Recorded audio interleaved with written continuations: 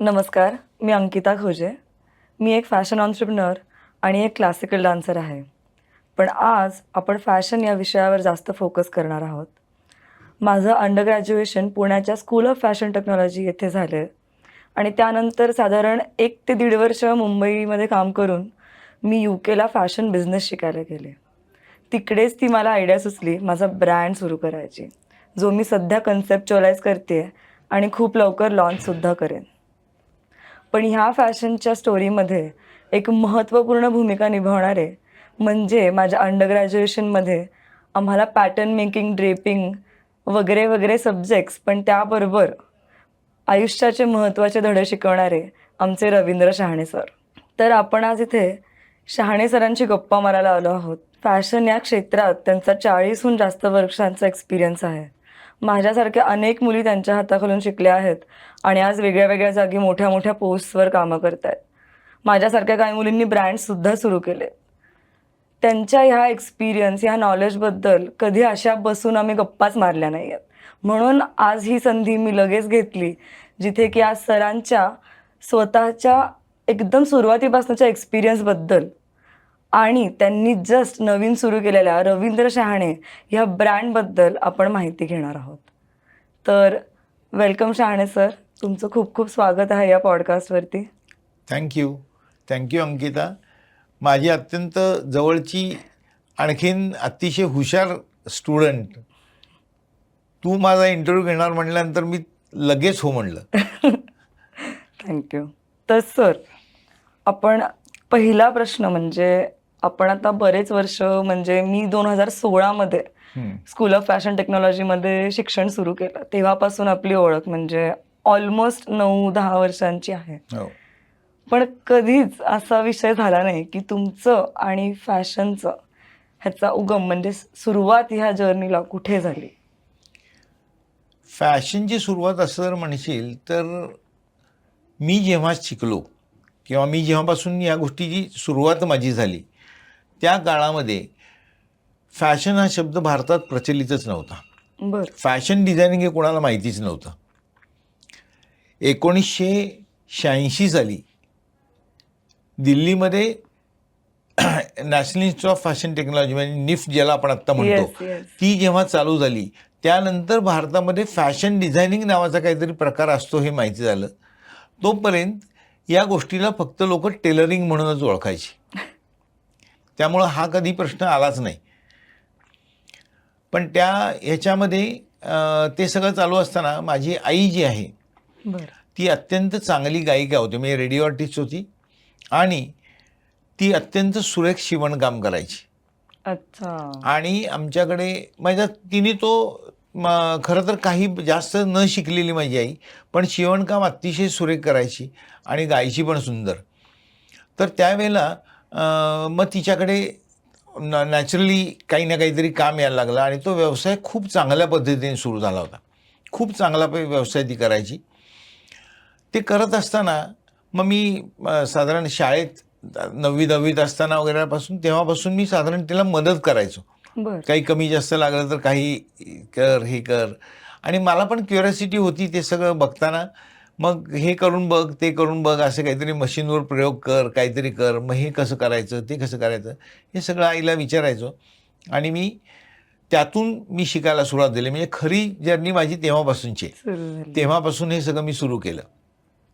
Interesting sir. म्हणजे तुमच्या साधारण फॅमिलीमध्येच ही कला आहे असं म्हणू शकतो आपण.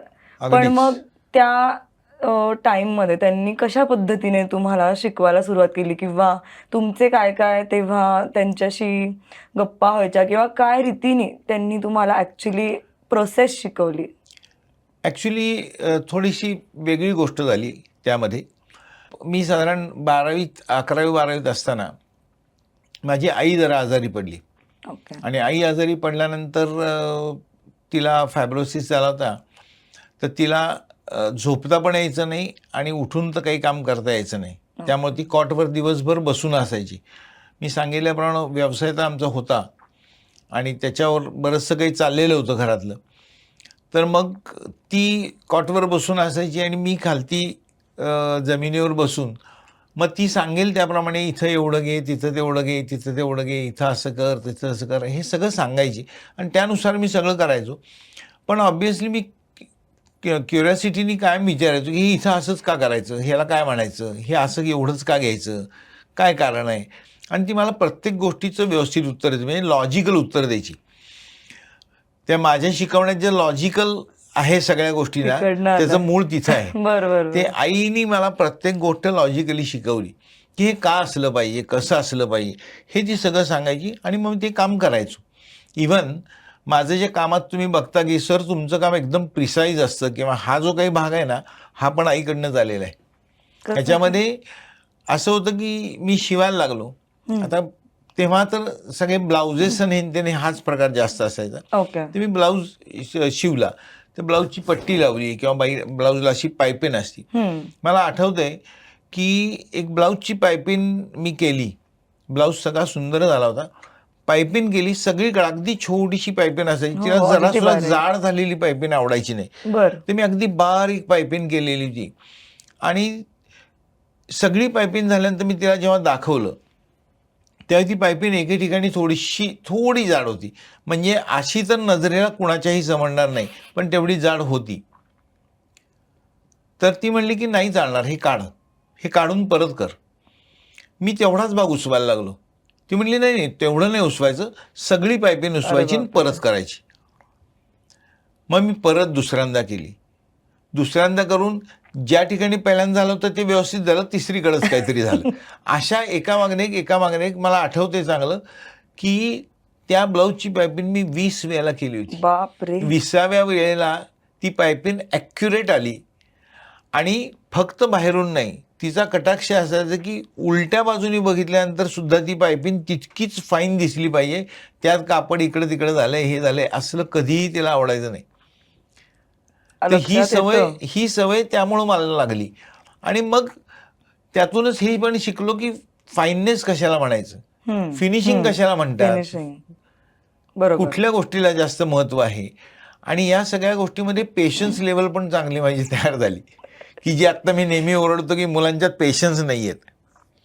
हा जो प्रकार आहे ती पेशन्स लेवल पण त्यामुळं माझी तयार झाली. हो, अगदी मी सांगू शकते. कारण माझ्या स्वतःच्या एक्सपिरियन्समध्ये पण जर कोणी ते उघडून म्हणजे काय म्हणतात उसवून परत शिवायला लावल्यावर जो काही वेगळा संताप होतो. पण येस तुमचं प्रिसिजनचा मे बी स्टार्टिंग पॉइंट हाच असावा. पण म्हणजे आईनी तुमच्यात रुजू केली आहे ही कला तसंच म्हणता येईल हो. साधारण आपल्याला. हो.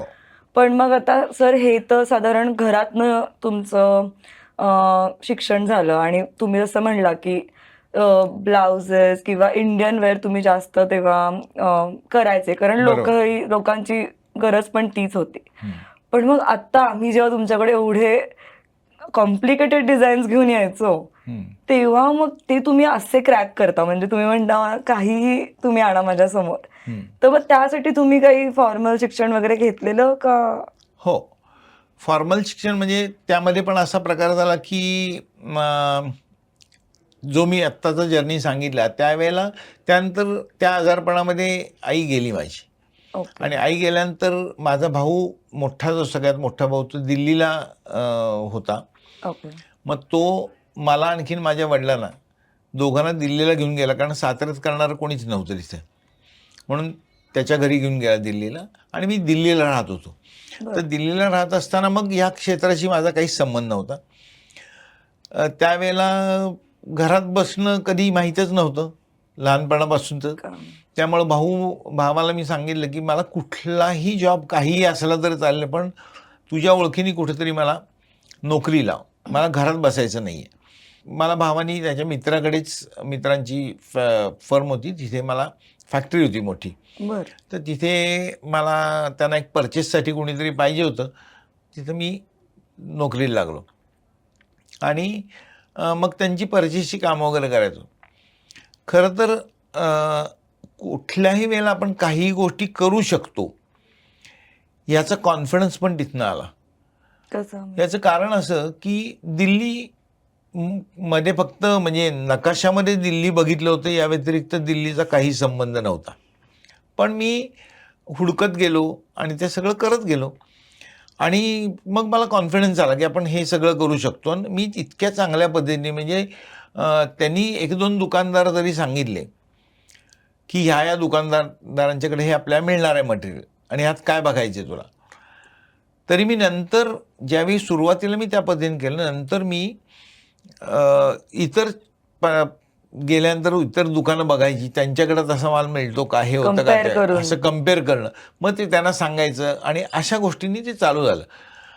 आणि मग म्हणजे तिथलं मी सगळ्याच गोष्टी शिकलो. ॲक्च्युली आत्तापर्यंत शिकलेल्या कुठल्याही गोष्टीचा त्याच्याशी संबंध नव्हता, पण तरीही मी त्यांच्या सगळ्या फॅक्टरीचं सगळं काम Handle. चांगल्या पद्धतीने शिकलो.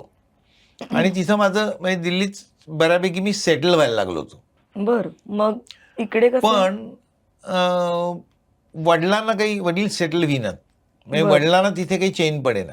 हम्म. त्यामुळे वडील मागे लागले. मग भावानी मला वडिलांना सातारला आणून सोडलं आणि त्यांची खाण्यापिण्याची सगळी व्यवस्था वगैरे सगळं करून तो परत दिल्लीला आला. बर.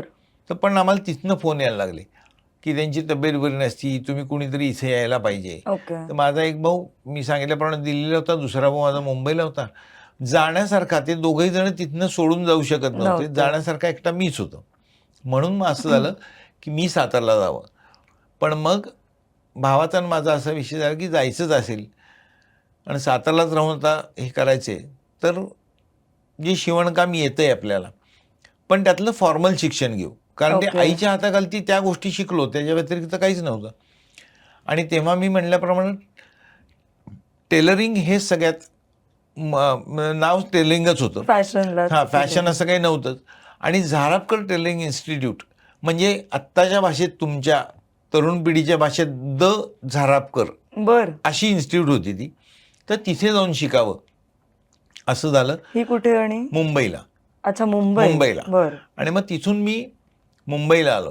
बरं, मुंबईला यायच्या आधी माझे जिथं ज्यांच्या फॅक्टरीत वगैरे मी जायचो, काम करायचो, तिथला एक मुंबईचा माझा मित्र होता चांगला झालेला.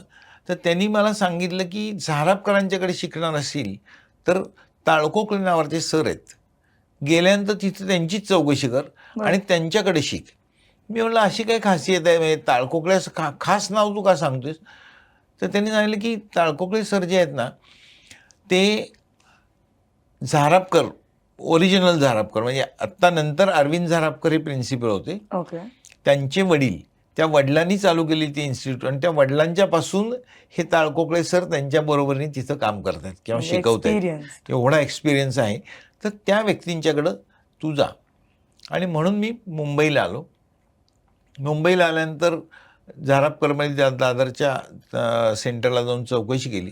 तेव्हा असं समजलं की ताळकोकळे सर हे फक्त संध्याकाळी 5 नंतर 5 ते 8 वगैरे अशा वेळेत दादरला असतात आणि सकाळच्या वेळेत ते गोरेगावमध्ये असतात. गोरेगाव सेंटर होतं, तिथे असतात शिकवायला. त्यांची तिथली वेळ 8 ते 12 होती. आणि मी बोरिवलीला राहायचो भावाच्याकडे. तर मला बोरिवलीहून गोरेगाव पण जवळ आणि सकाळच्या वेळी झालेलं चांगलं, म्हणून मी गोरेगावच्या सेंटरला जायला लागलो. ओके. आणि तिथे मी माझं पुढचं शिक्षण म्हणजे ऑफिशियल शिक्षण ज्याला म्हणता येईल ते मी तिथं चालू केलं. घेतलंय तर म्हणजे थोडं. हां, घेतलं, पण तिथं चालू केलं. मग तिकडे त्या ताळकोकरे सरांबरोबर तुमचा काय एक्सपिरियन्स होता किंवा काय महत्व त्यांचं तुम्हाला जाणवतं आता, की त्यांच्यामुळे काय स्किल तुम्ही अपग्रेड झालं तुमचं त्या काळात? खरं सांगायचं झालं तर माझ्या आयुष्यातले मी खरे 2 गुरु मानतो. त्यातली पहिली म्हणजे माझी आई आहे, जिचा आशीर्वाद आजही माझ्या मागे आहे. आणि ताळकोकळे सर, ओके. नाव त्यांचं ऐकलेलं होतं. मी गेलो, त्यांच्याकडे शिकायला लागलो. कुठल्याही कोर्समध्ये एक टिपिकल फॉर्मॅट असतोच. हो. म्हणजे हा डायग्रॅम इथनं इथे एवढं घ्यायचं, तिथनं इथे एवढं घ्यायचं, असा जो टिपिकल एक डायग्रॅम असतो वगैरे, ते सगळं ते तसंच तिकडे पण होतं झारपकरमध्ये. ओके. फक्त आज ज्या पद्धतीचं शिक्षण तुम्ही बघताय की तुमची संपूर्ण एक बॅच असती आणि त्या बॅचला एक तर एक विषय सगळ्यांना एकत्र शिकवला जात असतो. हो, करेक्ट. त्यावेळेला तसं नव्हतं. म्हणजे झारपकरांच्या इथे एक मोठा हॉल, भरपूर मोठा हॉल, ज्यामध्ये कटिंग आणि कटिंगची टेबल्स एक 7, 8, 10 जेवढी बसण्यासारखी आहेत तेवढी आणि मशीन्स अशा ओके. लागलेल्या असायच्या. आणि ज्या ज्या वेळेला जे स्टुडंट यायचे, म्हणजे असं की आज आज एकांची ॲडमिशन झाली, हं.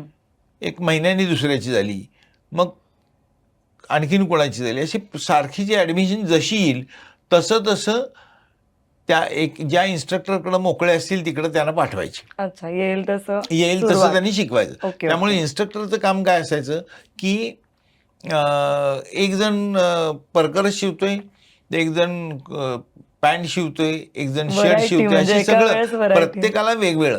आणि एका वेळी सगळ्यांना एकत्र सांगणं हा प्रकारच नव्हता. ओके. आणि तिथे माझं हे चालू झालं. जसं पहिलं तर व्यवस्थित झालं. ताळकोकळे सर तर खरंच एक्सपिरियन्स माणूस होता, प्रश्न नाही. आणि पण कडक होते, भयंकर अतिशय कडक होते. आणि त्यांना सगळे घाबरायचे, सगळे म्हणजे सगळे घाबरायचे. ही गोष्ट मला अर्थातच नंतर समजली, पुढचं ऐकल्यानंतर तुला लक्षात येईल. असेच डायग्रॅम करता करता जेव्हा ब्लाऊजचा डायग्रॅम आला तेव्हा त्यांनी ब्लाऊजचा डायग्रॅम मला दिला. बरं. तो मी बघितला आणि मी म्हणलं की या डायग्रॅमवरनं करायचं आहे ब्लाऊज? ते म्हणले हो. मी म्हणलं मग मी नाही करणार. ते म्हणले का? हो म्हणजे चिडले, म्हणजे ते ऑब्वियस आहे. का म्हणले? तेव्हा थोडे चिडले होते. त्यांनी फक्त यांनीच प्रश्न विचारले का? ते म्हणलं ना, हा डायग्रॅम चुकीचा आहे. डायग्रॅम बापरे. चुकीचा आहे असं म्हणल्यानंतर मात्र ते एकदम चिडले, ओरडले. आणि ऑब्वियस आहे की त्यांना इतके घाबरायचे की सगळे इन्स्ट्रक्टर सगळेजण होते ना, सगळी मुलं ती एकदम स्तब्ध, सगळे आमच्याकडे बघते अर्थात म्हणजे असं. तर मी पण थोडासा नर्वस झालो, म्हणजे हे सगळं झाल्यामुळं. मग त्यांनी तू का म्हणतेस असं? मी म्हणलं की मला या गोष्टी चुकीच्या वाटतात ओके. ह्या डायग्रॅममधल्या. हं. त्या म्हणल्या कशा चुकीच्या आहेत? आता मी जसं म्हणलं की आईला मी प्रत्येक वेळी प्रश्न विचारायचो आणि ती मला सगळ्या गोष्टी लॉजिकली समजून सांगायची. बरोबर. त्यामुळे मी त्यांना प्रत्येक गोष्टीचं उत्तर देत गेलो. ते प्रश्न विचारत गेले, मी उत्तर देत गेलो. जे आईने मला शिकवलं होतं ते मी त्यांना सांगत गेलो. म्हणजे माझा त्यात काही मोठेपणा नाही, पण ते मी सांगितल्यानंतर त्याचा शेवट असा झाला की ती सगळी उत्तरं बरोबर होती. बरं. आणि ताळकोकळे सरनी मला शाबासकी दिली. मला म्हणले की कोणीतरी असं आहे की जी मला अशी उत्तरं देऊ शकतोय. खूप चांगलं वाटलं. तू कुठनं शिकलास हे सगळं? मग मी त्यांना सांगितलं की आई अशी माझी काम करायची याकडनं. म्हणले खूप छान, तुझ्या आईने सुद्धा तुला चांगलं शिकवलंय. आजपासून मी तुला फक्त प्रॅक्टिकली कसं होतं ना तेच सांगेन. तू जे आत्ता सांगितलं ना ते प्रॅक्टिकली होणाऱ्या गोष्टी आहेत, त्या डायग्रॅममध्ये कधी नसतात. मी तुला यानंतर तेच शिकवीन. आणि तो माझ्या आयुष्यातला टर्निंग पॉईंट होता. बरं. ज्या ठिकाणी मला असं समजलं की म्हणजे प्रॅक्टिकली काहीतरी वेगळं होतं. थिअरी आणि प्रॅक्टिकलमध्ये फार मोठा फरक आहे. फरक आहे. तो कुठला तो मला तिथे समजला. आणि ताळकोकळेकर सरांनी शेवटपर्यंत पूर्ण वर्षाचा माझा डिप्लोमाचा कोर्स होता. त्या पूर्ण वर्ष त्यानंतर फक्त आणि फक्त प्रॅक्टिकली मला शिकवलं की काय असलं पाहिजे. म्हणजे आणि हे पण नव्हतं की हा सिलेबसमधला हा भाग आहे तर हाच या सिक्वेन्सने जाणार असं पण नाही. जसं मला तिथं माझं स्टिचिंग चांगलं होतं. ओके. त्यामुळे त्या स्टिचिंग चांगलं असल्यामुळं मला तिथेच क्लासमध्ये येणारे बाकीचे लोक मला म्हणायचे की आमचं हे शिवून देणार का, आमचं ते शिवून देणार का. मी त्यावेळेला सफारी हे आमच्या सिलेबसमध्ये नव्हताच. तेव्हा सफारी भयंकर फेमस हो, होता. होते. आणि त्यातल्या एका ताई होत्या. त्या ताई म्हणलं की माझ्या मिस्टरांचा सफारी शिवायचा, शिवून देशील का रे? मी म्हणलं थांबा, मी सरांना विचारतो. मी सरांना विचारलं, म्हणले आण. मग सरांनी मला सांगितलं की सफारीची मापं कशी घ्यायची. मी त्यांच्या ताईंच्या घरी गेलो, मापं घेतली, ते कापड घेऊन आलो. मग सरांनी मला सगळं गाईड केलं, मी शिवला. शिवण माझं चांगलं होतं, म्हणजे फिनिशिंग चांगलं होतं. त्यामुळे कुणीही म्हणू शकणार नाही की हे शिकणाऱ्या मुलांनी पहिल्यांदा आयुष्यात केल्या सफारी आहे म्हणून. क्या बात आहे. पण हे असं झालं आणि तसं मी शिकत गेलो. तो माझ्या आयुष्यातला खरा टर्निंग पॉईंट आहे. तिथे मला खरं काय ते समजलं की यातलं गमक काय आहे. काय आहे. नाही म्हणजे तुमचेही कोणीतरी फेवरेट सर आहेत, निश्चितच निश्चितच जसे आमचे तुम्ही आहात निश्चित तसंच. निश्चित निश्चित. पण मग तो कोर्स किती म्हणजे किती वर्षांचा का एक वर्षाचा कोर्स होता. 1 वर्षाचा? डिप्लोमा कोर्स होता. Okay, okay. आणि मग त्यानंतर तुम्ही मुंबईतच काम केलं का तुमचे बाबा इकडे होते आणि हां, मला मुंबईत म्हणजे ह्या कोर्स करून ऑब्व्हियसली मला इमिजिएटली सातारला यायचं होतं वडिलांसाठी. ओके. पण माझ्या डोक्यामध्ये पहिल्यापासूनच हे कोर्स करायचा होता तेव्हापासून माझ्या डोक्यात ही गोष्ट आली की आपल्याला कुठली गारमेंटची फॅक्टरी काढता आली किंवा बाकी काही करता आलं तर तसा काहीतरी आपण व्यवसाय करावा पुढे. ओके. म्हणजे अशा पद्धतीने स्केल करावं. पण फॅक्टरीमध्ये काम कसं चालतं हे माहीतच नव्हतं. हो, म्हणजे मग ते शिकणार कसं? मग त्याचे काही तेव्हा कोर्सेस नव्हते. आता कुठल्याही गोष्टीला कोर्स आहे. हो, अगदी. आत्ता वाटेल त्या गोष्टीला हो. कोर्स आहे. त्यावेळी असला कुठलाही कोर्स नव्हता, काहीही नव्हतं. त्यावेळेला त्यांनी माझ्या असं लक्षात आलं की आपण एखाद्या फॅक्टरीत जर आपल्याला काम मिळतंय का बघावं. ओके. म्हणून दादरला मोस्टली सगळ्या गारमेंटच्या फॅक्टरीज होत्या. ओके. तर दादरला मी जाऊन चौकशी केली आणि जो माझा मित्र ज्यांनी ताळकोकळे सरांचं सांगितलं हां. त्याच मित्रांनी परत मला सांगितलं की हे माझा भाऊ आहे, त्याला जाऊन भेट आणि तो तुला 2-3 फॅक्टरीत घेऊन जाईल, तुला आवडेल तिथे जा. ओके. मग मी फॅक्टरीत गेलो.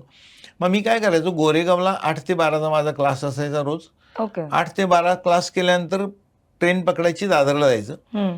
बाहेर समोरच्या हॉटेलमध्ये काहीतरी थोडंसं खायचं आणि त्या फॅक्टरीत जायचं. फॅक्टरीत बरोबर 1 वाजता मी पोचायचो. बरं. त्या फॅक्टरीमध्ये फ्रॉक बनवायचं काम चालायचं. मुलींचे फ्रॉक बनवायचे. अच्छा, अच्छा. तर तिथे मी कामगारांच्या बरोबर कामगार म्हणून काम करायला लागलो. म्हणजे मी दिल्लीहून आलेलो होतो. म्हणजे तिथलं दिल्लीचं सगळं असं टिपटॉप सगळं असतं ना. बघितलेलं. तर त्यामुळे माझे कपडे जे आहेत ना ते त्या मालकांच्या पेक्षा चांगले असायचे. पण दिल्लीमुळे. हां, पण तरीसुद्धा मी त्या कामगारांच्या बरोबर बसून काम करायचो. आणि आश्चर्य वाटेल की 1 ते 5 बरोबर असायचो. 5 वाजता मी तिथनं निघायचो. ओके. हे जे 4 तास होते, हं. ह्या 4 तासामध्ये मी तिथे त्यांच्याबरोबर शिवताना माझे त्या 4 तासामध्ये हं. 4 फ्रॉक बनवून व्हायचे. बापरे! 4 फ्रॉक. तू याला जर बापरे म्हणत असशील तर मी पुढचं वाक्य सांगतोय त्याला तर तू काय तुला माहित नाही. म्हणजे आमच्या कामगार जे स्पीड प्रमाणे बापरेच आहे तसं हां, बघायला ते गेलं मान्य तर. आहे. पण माझ्या बरोबरीने 1 वाजता बसलेले कामगार संध्याकाळी 5 वाजेपर्यंत कमीत कमी 20 ते 24 फ्रॉक बनवायचे तेवढ्याच 4 वेळेत. तासात? तेवढ्याच वेळेत. आणि ते कसं हा एक फार मोठा प्रश्न हो, सगळ्यांना म्हणजे म्हणजे असं मोठाच ऐकल्यानंतर प्रश्न पण आहे. आहे. हो. पण मी त्यांचं टेक्निक बघितलं की ते कशा पद्धतीने काम करतात, कसं होतं. म्हणजे आज जी काही नवीन मशिनरी आलेली आहे, जसं शर्टच्या बाजूला शिवायला फ्लॅट फील सीम फ्लॅट किंवा फेल आपला सीम वगैरे आहे. बरोबर. त्याची मशीन जी आहे त्या फ्लॅट फेल सीमवर एक माणूस दिवसाला 700 ते 1000 शर्टचं सीम करतो. करेक्ट. हे कारण त्या मशीनमुळे आहे. एकच आहे. त्या मशीनमुळे आहे. पण ते. बरोबर, बरोबर ना. आणि आता प्रत्येक गोष्टीला अशी वेगळी मशीन्स आहेत. त्यावेळी असं काहीच नव्हतं. ही मी सगळी गोष्ट सांगतोय ती 79-80 बरं. 1979 ते 80 सालची सांगतोय. साधारण 50 वर्ष जुनी. हां. 45 ते हां, 50. मग त्यावेळची गोष्ट. मग तरीसुद्धा त्यांचे एवढ्या स्पीडनी काम कसं होतं, मग त्यातलं काय टेक्निक आहे हे मी सगळं शिकत गेलो. आणि ज्यावेळी मी 1 वर्षानंतर परत आलो, त्यावेळेला मी 4 फ्रॉकवरून 10 फ्रॉकवरून माझी मजल Progress गेलेली होती. होती. एवढा प्रोग्रेस झालेला होता. पण खूप शिकायला मिळालं. खूप वेगळ्या गोष्टी शिकायला मिळाल्या. म्हणजे on field work on field. सारखं. आणि माझं सगळं आयुष्य ऑन फील्डच आहे. माझं दुसरं काहीच नाही. पण मग तुम्ही म्हणले की तुम्ही साताऱ्यात सुद्धा काम करायचे. तर ते म्हणजे तुम्ही मुंबईत फॅक्टरीमध्ये कंटिन्यू केलं, त्यानंतर साताऱ्यामध्ये गेले बाबांसाठी. मग तिकडे पण तुम्ही फॅशन कंटिन्यू केलं का परत ब्रेक आला? नाही, मी मुंबईतून निघाल्यानंतर मुंबईतलं ते मला तर कोर्स संपल्यानंतर वडिलांसाठी जायचं होतं. ओके. तर मी सातारला गेलो आणि सातारला गेल्यानंतर आईचा व्यवसाय पहिल्यांदा होताच. आईचं काम चांगलं होतं त्यामुळे फेमसच होतं. हो, हो. आणि सगळ्यांना गाव छोटं असल्यामुळं सगळ्यांना सगळं माहिती असायचं. ते वडिलांनी सांगितलेच होतं की तिथं शिकतोय, हे करतोय, ते अच्छा. करतोय. त्यामुळे मी गेल्यानंतर ऑब्व्हियसली माझ्याकडं एकामागून एक सगळे यायला लागले. मला आत्ता इथं तुला सांगायला आवडेल, की फॅशन हा शब्द तू परत परत परत परत काढतेस, पण तेव्हा फॅशन नव्हती.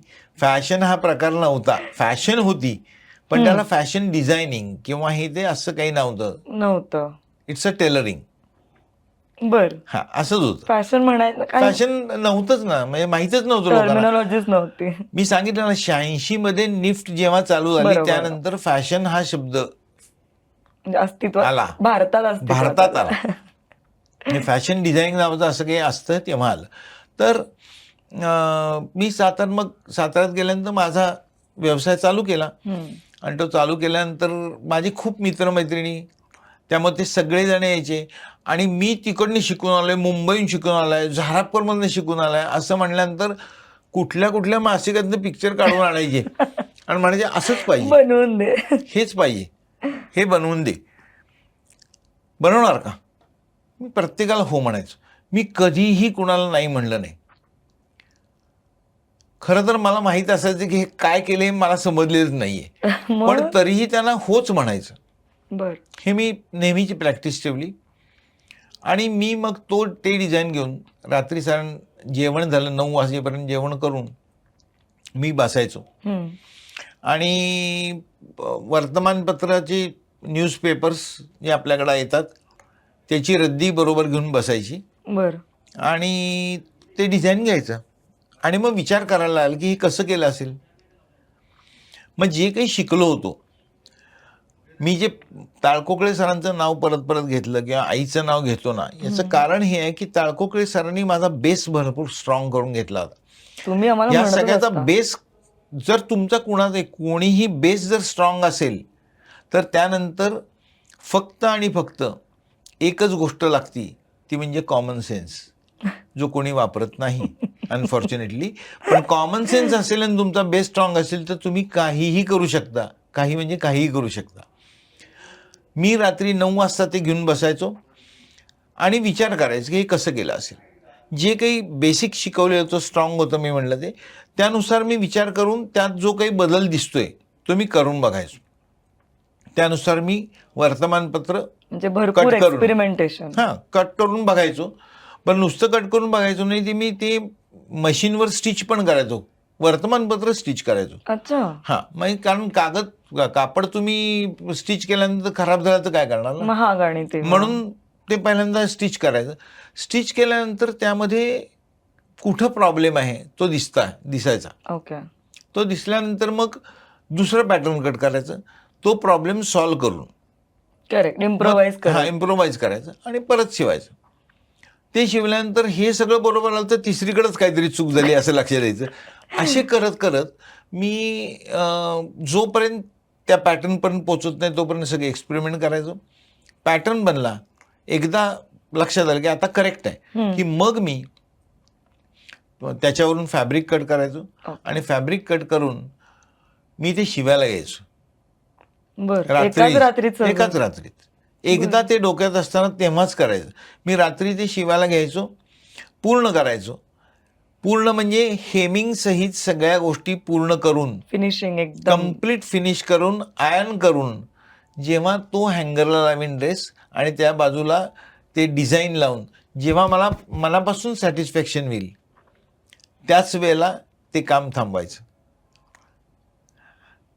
आमच्या समोर एक राजमाने म्हणून राहायचे. ओके. आमच्या समोरच्याच घरात.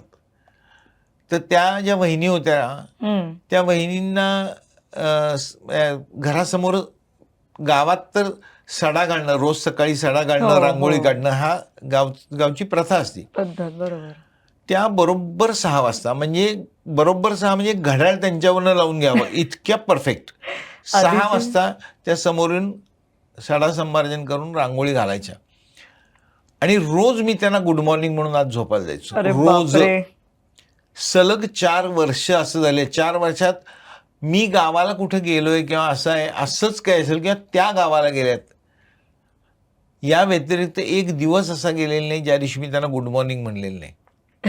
रोज. आणि जर नवीन काही नसेल ना तर कुठलं तरी नवीन काढायचं आपण हुडकून आणि त्याचा पॅटर्न बनवायचा. म्हणजे एकूण इंटरेस्ट असेल तर झोप नसली तरीही माणूस काहीही करू शकतो. हो.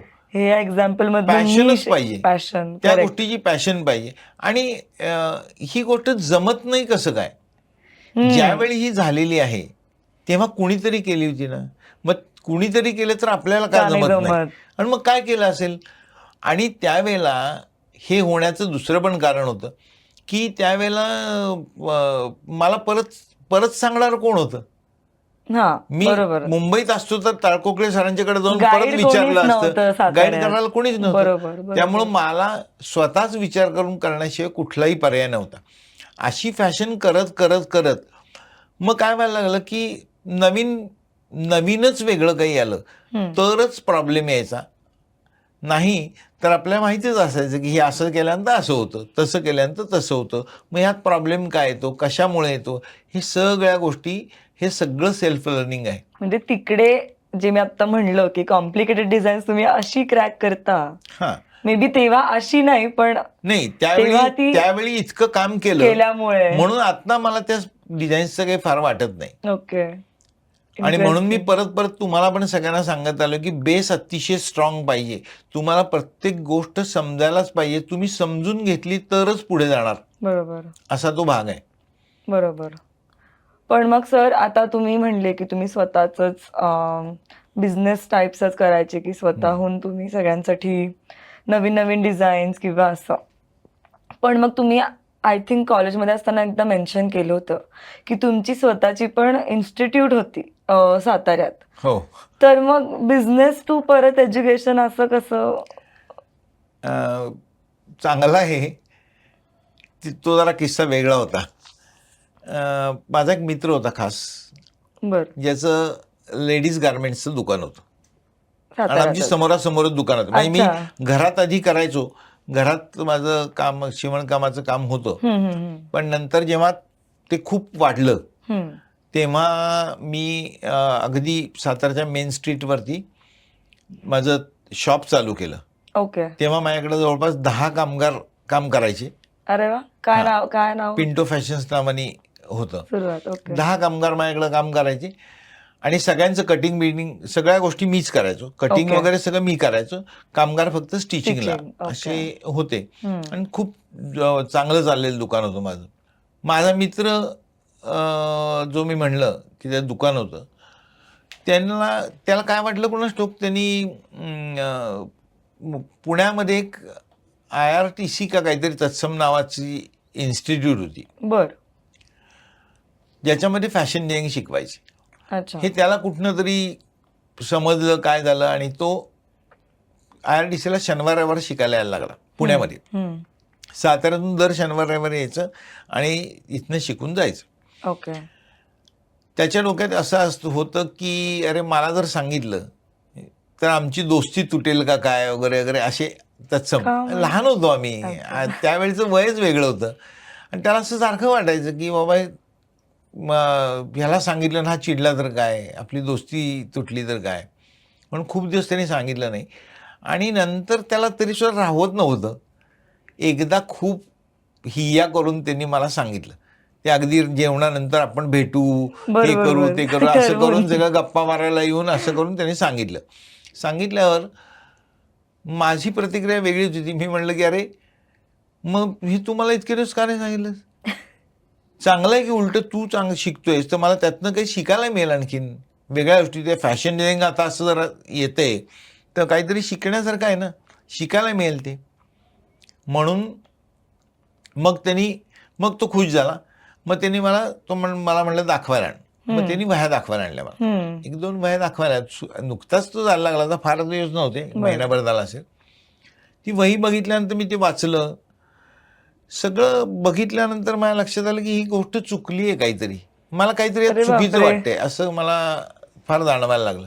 मग मी त्याला म्हणलं की बाबा हे असं नाही पाहिजे रे, हे काहीतरी चुकलंय. त्याच्या नोट्समध्ये. हां, बरं.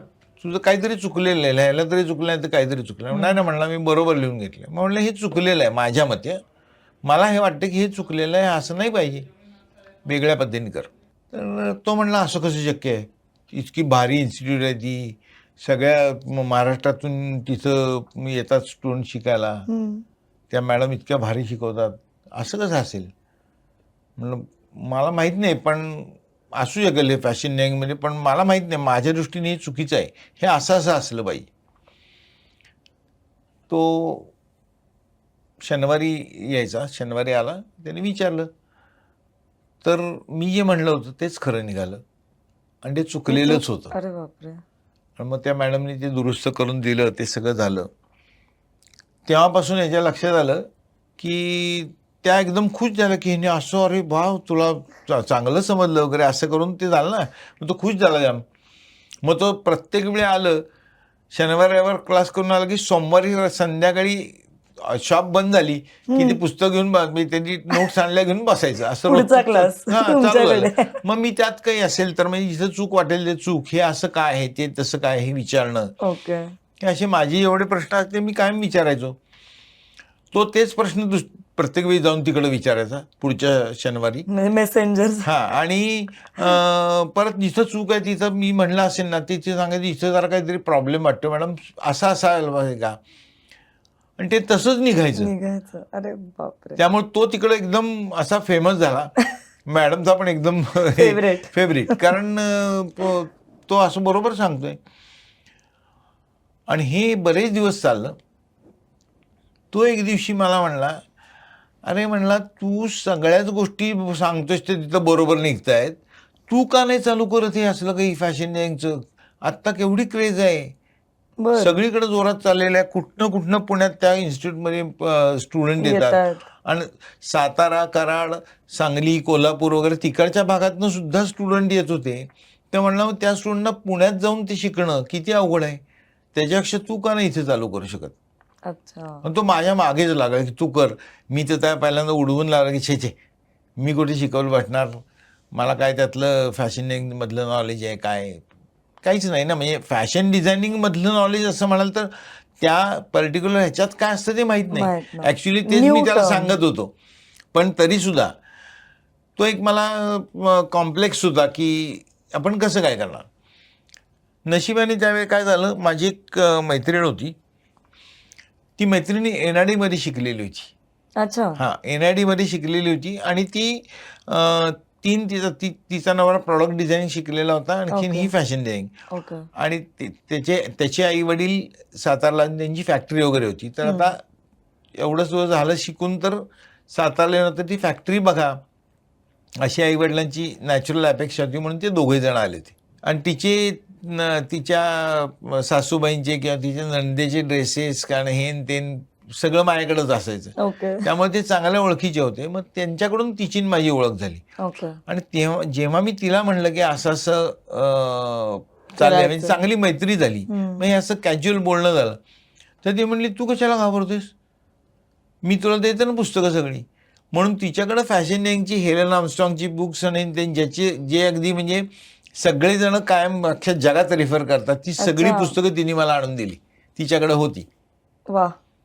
मग ते एकदम मला चांगली अपॉर्च्युनिटी मिळाली. ती आली, ती पुस्तकं आल्यानंतर मग मी ती वाचायला सुरुवात केली. मग त्यात काय आहे, कसं आहे, काय, ते सगळंच पूर्ण वाचायला सुरुवात, डिटेल वाचायला सुरुवात केली.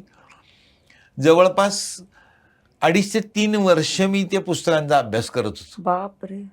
आणि ज्यावेळी मला असं लक्षात आलं की आता मी हे सांगू शकतो, एवढा कॉन्फिडन्स आला की हे आता मला समजले आणि मी सांगू शकतो, त्यावेळेला मग फॅशन डिझायनिंगची इन्स्टिट्यूट काढायचं ठरवलं. आणि मग मी ती फॅशन डिझायनिंगची इन्स्टिट्यूट चालू केली. हे साधारण ही 96ची गोष्ट आहे. ओके. ओके. 1996ला फॅशन डिझायनिंगची इन्स्टिट्यूट चालू केली, institute of tailoring and fashion designing. Okay. त्यावेळी सुद्धा माझा टेलरिंग हा शब्द मी सोडला नव्हता. हा, institute of tailoring and fashion designing असंच मी ते चालू केलं. ओके. आणि चांगली चालली ती इन्स्टिट्यूट. म्हणजे स्टुडंट्स होते. सातारा हे त्याचं सेंटर नाहीये बेसिकली. पुण्यात ज्या पद्धतीने हे चालतं तसं सातारला काही नाहीये. बरोबर. त्यामुळे खूप मोठी अपेक्षा काही ठेवण्यात अर्थ नव्हता, पण जे होतं ते चांगलं चाललं होतं. म्हणजे आज मी अभिमानाने सांगू शकतो, त्यावेळेला माझ्याकडे ज्या स्टुडंट आलेल्या आहेत बहुतेक सगळ्या मुली आणि बायकाच, म्हणजे जास्त जेंट्स शिकायला येणं हा तेव्हाचा माझा 1-2 स्टुडंट आहेत जेंट्स तेव्हा होते. ओके. एक शकील नावाचा एक मुलगा आहे आणि दुसरा एक आहे. 2 जण जेंट्स, बाकी सगळ्या मुली किंवा बायका होत्या. ओके.